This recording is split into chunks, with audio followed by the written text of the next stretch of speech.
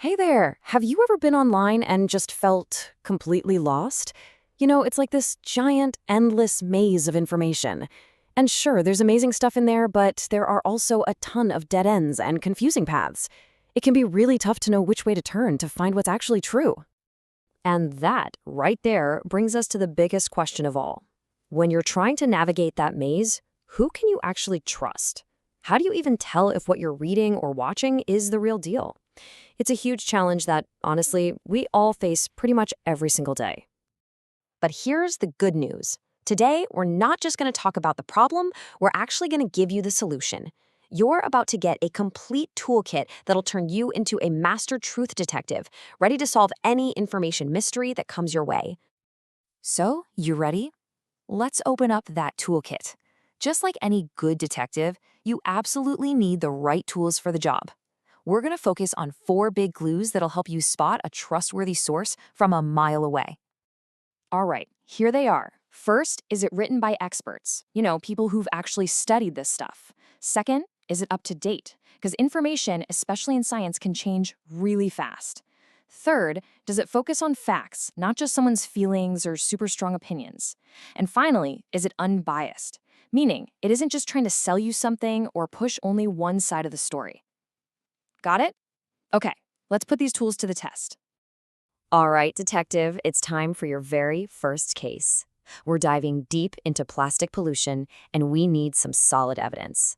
Your mission, should you choose to accept it, is to pick the most reliable source of information. So, your research question is this: what are the effects of plastic pollution on sea life?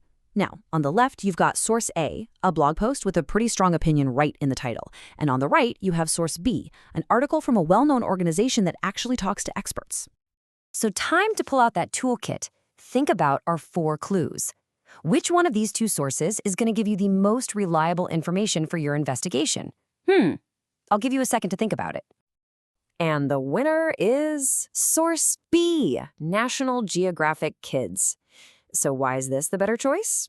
Well, it hits all our key checklist items. It's from a reliable organization, and it's based on interviews with experts. People who really know what they're talking about. That blog post, on the other hand, it's pretty much all opinion, not facts. Case closed. Nice work. You're a natural at this. But don't get too comfortable, because your next case is a little bit trickier. Let's get right to it. Case file number 2, the earthquake shakeup. Okay, this time our topic is earthquakes, and we've got 3 totally different sources. Source A is a YouTube video. It's just someone being silly during an earthquake. It's meant to be entertaining. Source B is a science textbook, which is designed to be factual. And Source C is a personal story on social media about what someone went through. Now, here's the important part. Your purpose here is key.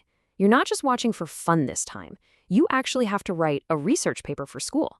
So, looking at these 3 very different types of sources, which one is your go-to? You probably guessed it, the science textbook. And this shows us something really important. Different sources have different jobs. That YouTube video is great for a laugh, and the social media story is super valuable for understanding how someone felt, but for a research paper that needs hard, verifiable facts, the textbook is the clear winner, no contest. This whole case really gets to the heart of our toolkit. It all boils down to asking 3 simple but super powerful questions. Who's talking? What do they actually know? And why are they saying it? Seriously, these questions are your secret weapon for finding the truth. Okay, so you've mastered the toolkit, you've solved the cases, but this skill, it isn't just about getting a good grade on a research paper. It's about something much, much deeper. It's about building real wisdom. And check this out. Here's a really cool piece of history. Over 2,000 years ago, there was this group of people called the Bereans, and they were famous for being amazing detectives. They didn't just automatically believe what people told them, even respected leaders. Nope. They went back and checked the original sources every single day to make sure it was true. That's some serious ancient fact-checking. And that leads us to the most important takeaway of all. This is way more than just a school skill. It is a life skill. Real wisdom starts to grow when you carefully check the sources of information that shape your beliefs, your words, and your character. What you let into your mind really does become a part of who you are. So what even is wisdom, really? Well, it's not just about being clever or knowing a bunch of facts. Wisdom is about taking that knowledge and actually using it to make good choices, the kind of choices that build you up, help other people, and lead to a real sense of peace inside. And that is the ultimate goal, isn't it? True education isn't some race to see who can memorize the most data. It's about building the kind of wisdom that helps you navigate that crazy information maze. And at the end of the day, live a good and meaningful life.